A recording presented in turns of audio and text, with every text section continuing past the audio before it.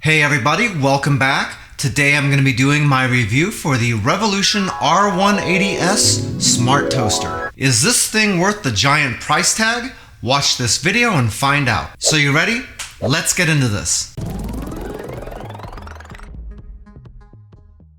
Just a quick note, my reviews are based upon the things that I think are important. That might be a little bit different for you, so what I recommend doing is after watching this video, you watch some other videos made from different content creators. That way you get a wider range of praises and concerns that will help you make a much more informed buying decision, and that is the most important thing of all. This is the Revolution R180S Smart Toaster. The first thing you're going to notice when you look at this thing is there's no levers or buttons anywhere on it. There's not even a power switch on here anywhere. You just plug it in and it's on. The best part is no part. There's a stainless version and then there's this one. This one has these chrome-plated plastic pieces on the front and on the back over here. The finish on the sides and top of the machine is this fingerprint-resistant matte black stuff. And you've got some stainless steel on the top. The only thing that you can physically manipulate is the crumb tray on this. That's right down here, and it basically has a push-to-open thing on it. So you push it, it pops open.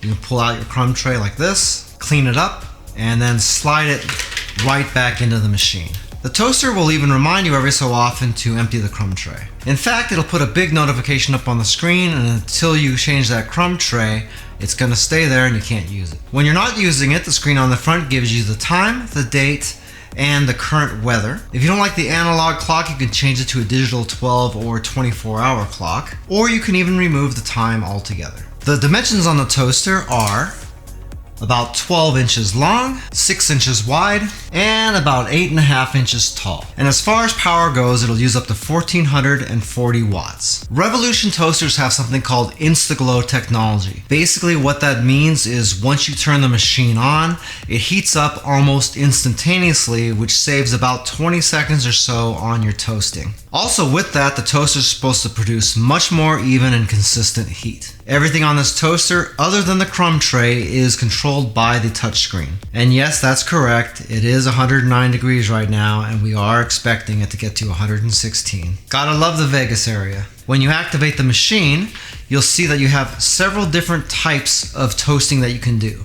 You can do waffles, you can do English muffins, bread, bagels, and pastries. Most of these different cook types have a little information thing right next to the title, and if you click that, it'll give you a little bit of information about that particular type of bread and how the cooking process is different than the other ones. In fact, with the bagels, you have the option for large bagels and small bagels, and you can see right down here at the bottom, if I flip that switch, it'll change it from small bagel to big bagel. In addition, it'll change the cooking algorithm along with it. In addition to the 5 different presets, you also have some different controls as well. For each one, you have the option to cook it fresh, frozen, or a reheat if it's already been heated before and you just want to warm it back up again. In addition, everything except the Pop-Tart preset has the option to pick how dark you want your bread to come out. 4 is obviously the medium. 1 down here would be the lightest cook, and 7 at the top is going to be cooked well done. You can even see on the pictures of those change as you click different cooking intensities. So that's kind of funny. I've never seen anybody who likes a waffle that looks like that, but to each their own, I guess. 2 of the bread types have an extra cooking option down at the bottom. Right here is the one for the bagel, which I've already told you about. And if I select the regular bread, it also has an option for the Toasty Press mode. The Toasty Press is an extra part that you can get for Revolution toasters, and if I flip it on, you can see what it looks like right here. With that, you get expanded function to make things like panini sandwiches and grilled cheese sandwiches as well. We won't be testing the Toasty Press because it's optional and it doesn't come with this machine, and we're keeping the review down to what you get in the box. Up in the top corner, we have an options area. With that, you can control the volume of the toaster, the brightness of this screen. I have this set all the way down to the lowest setting because if I turn it up, then it kind of washes the screen out and looks like crap on video, so we're leaving that turned all the way down. Then you got a section for time and date, along with the ability to auto set that, Wi-Fi connection, current location, local weather, a register and support area, and down at the bottom a software update tool. The auto setting on the time, the location, the weather, and the software updates are all dependent upon you setting up the Wi-Fi system in the toaster. That's really what the S in Revolution R180S stands for. And honestly, it's a little bit disappointing that that's all of the smart function that we get. Because as it stands, I don't think the extra cost on this toaster to have the smart functions is worth the extra price based on that. Hopefully the software gets updated at some point to expand the functionality on the machine, but until then, the jury's kind of out on that function. One glaring omission on this toaster, which kind of carries on from their first generation machines as well, is the fact that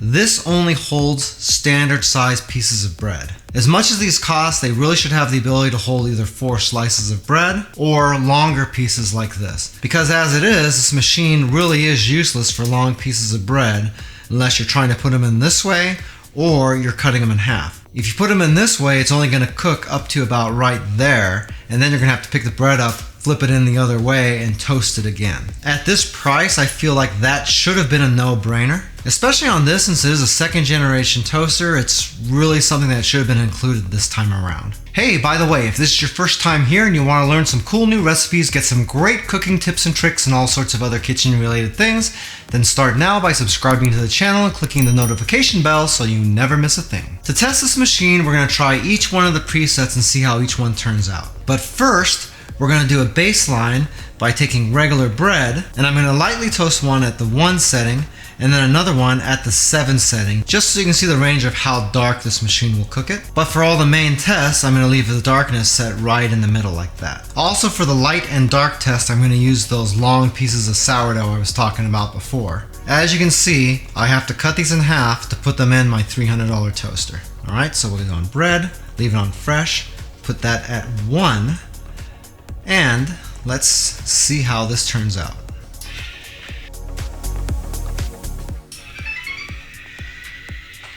Alright, at darkness level 1, you can see that the bread is just barely toasted.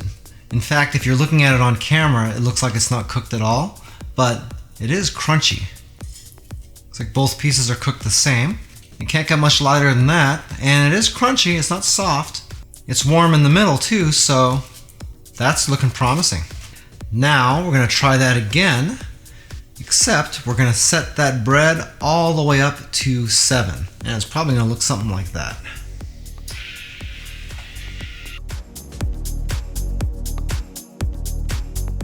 Okay, let's check this out. Okay, looking at that, not super even to be totally honest. You're looking at kind of a gradient going on here. That went in this way, so kind of closer to me, it wasn't quite cooked as much. And it's not really as dark as I thought it was going to be, because this is turned up all the way. It could have something to do with this bread, but that remains to be seen. This other piece here, this part was facing forward, and you can see it's not cooked very evenly along the front edge. Conversely though, if you're looking around the side here, that's pretty even cooking all the way along right here. A lot of times you end up with the edges not getting cooked as much, but I don't know, it looks kinda good. I mean, it's nice and crunchy. I wouldn't mind eating toast like this myself, but then again, this is not like level 7 dark, because of the people I've seen that like really dark bread, it's almost like it's ash on the outside. I really would have liked to see that a little bit more consistent though. Now we're going to try that bread setting at level 4, except this time we're going to use regular slices of bread. These used up the entire toasting area, unlike these, so we'll get probably a better idea of how even this machine is going to cook for us. Okay, let's try it.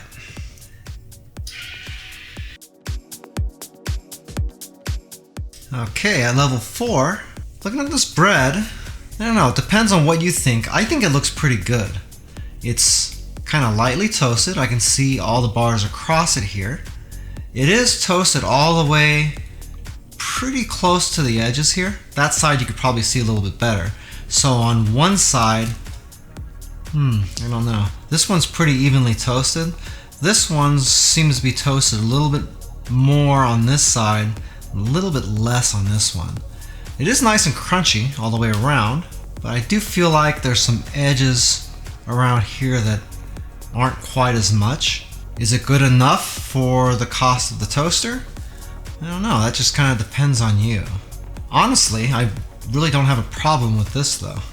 Okay, for our next test, we're gonna try doing some English muffins. Now with the English muffins, it says it's gonna toast the inside area more than the outside, since an English muffin has the crunchy outer layer back here. And they want me to put these into the machine with the cut side facing in.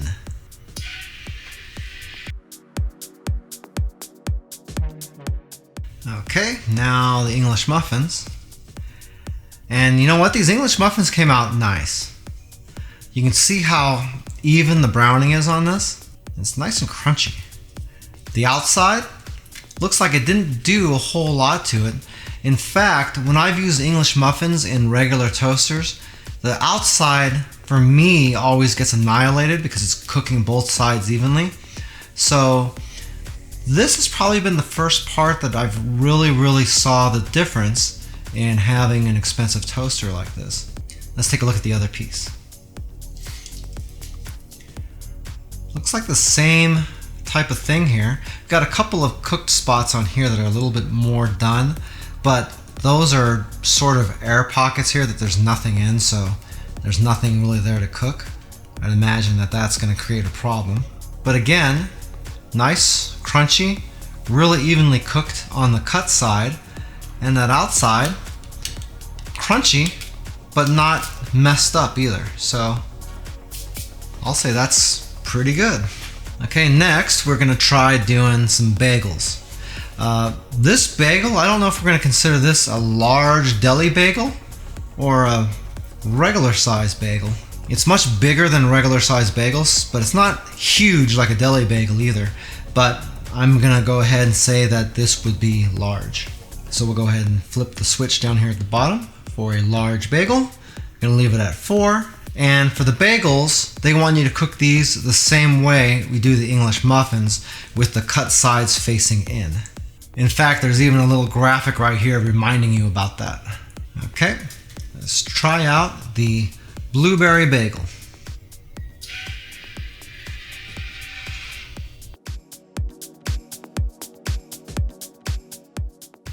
Okay, I don't know, I feel like that might be a little bit darker than a 4. Not bad. I mean, I like it. I think it's good. And I normally have my stuff cooked at about a 4. The outside, you can see it's still nice and spongy. It's not overly crisp. But the inside, that's definitely a lot more crunchy. Remember, just to reiterate, if you're using the English muffin or the bagel setting, the inside heating elements go on a lot hotter than the outside ones in order to cook this way. That's really good. It's cooked all the way through. Nice and warm. Let's look at the other piece here. Same difference. That looks pretty even to me. Maybe I was just testing that wrong bread at the beginning, or there's something weird about sourdough. This is a really great bagel. Wow. Next, we're gonna try a couple of Pop-Tarts. Well, it doesn't say anything about what direction to put these in here.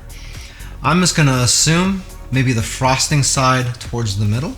It looks like by default, the pastries want to be on reheat. Anyway, I'll just leave it on reheat and see what happens.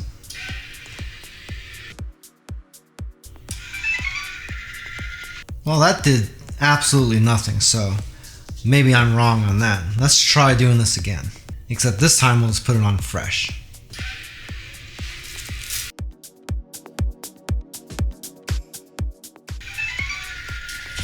Well, you can see the filling was kind of bubbling in there just a little bit, so that's hot. It's nice and brown, not really black anywhere. Looks pretty even. Not really too even through the center here, but it has got a nice shade of brown on it as well. Let's pop this open and see. Oh yeah, that looks pretty good. Check and see how this tastes. Yep. That's pretty good. I don't have a super big frame of reference though, because if you're like me, if you eat a Pop-Tart, ain't got no time to toast these. Alright, next, we're doing the waffles. And these are frozen waffles. So we'll put these in here, make sure it's set to frozen, set this on 4, and then we'll start her up.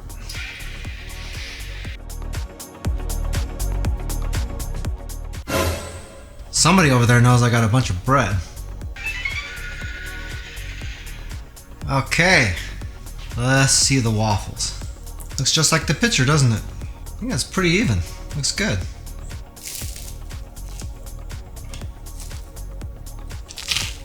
Yeah, I like the way that's cooked. Pretty good, but again, not perfect. But it is cooked more on one side than the other, a little bit. The Revolution R180S toaster is pretty cool. But unfortunately for them, there are a lot of competitors that are coming in with lower price points with pretty similar technology. Ironically, one of the biggest threats to this toaster happens to be another one from the same company. That's the Revolution R270. It's got a very similar look to this machine. It doesn't have the smart features, but it does feature a lot of presets for a lot more types of bread. Another option would be the Revolution R180B, which is the same toaster as this one, but it doesn't have any of those smart features at all. Honestly, as far as I can see, the way the machine is this second with the software updates, there's not any real reason for me to choose the smart version over the non-smart version. And that one is quite a bit cheaper than this. If you'd like a little bit more information about Revolution toasters, I do have an Amazon affiliate link to them down in the description. If you buy anything through those links, I do make a small commission, but it doesn't change the price that you pay, 1 cent. If you like this video, then you definitely have to check out this video right here, where I did the review for the Revolution R270 with the Panini Press bundle. If you watch that, you'll really be able to see the differences between the two models. Well, that's it for now. I hope to see you back again here really soon, and until that time, I'm Joe, and I hope you have a phenomenal day. Take it easy.